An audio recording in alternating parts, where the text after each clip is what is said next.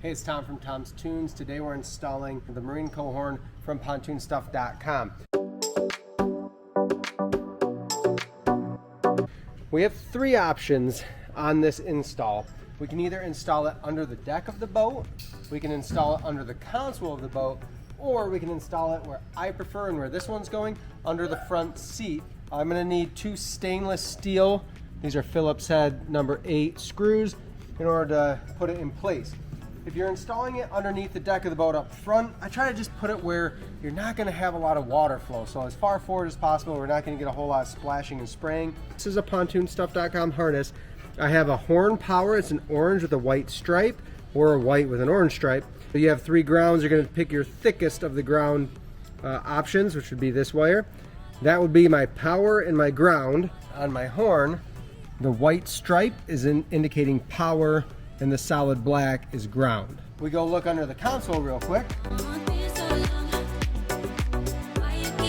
When installing under the console, with that same wire harness and the switch panel from PontoonStuff.com, you're gonna find similar corresponding wires. I have an orange with a white stripe and a black solid ground. This would be used to wire my horn underneath the dash. That way we know it's dry, we know it's safe. Where we're gonna go is up in front here, and I'm going to get the best of both worlds by going under this front corner seat. You could also put under a front armrest if need be too.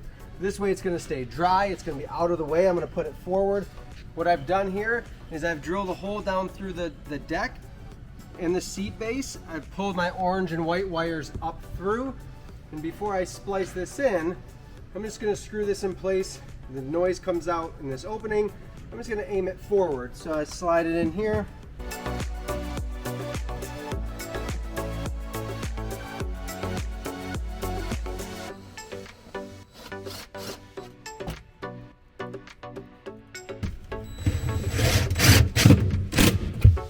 But now I've pulled my orange and black wires. So again, this is my white with an orange stripe, or orange and white with a black, which is my ground. I'm going to strip back just a little bit. Using these butt splice connectors that are heat shrink, I'm going to go ahead, crimp those on.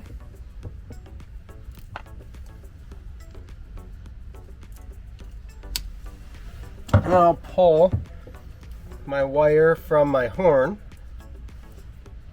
twist those ends, and then corresponding, again, the white stripe indicates power. So I'm going to hook that to my power. My orange and white, we'll crimp that side. And when I'm all done, I'll hit this with my heat gun, shrink the tubing up so that moisture can't get at the connections. And now I've got my horn wired right into my wiring harness.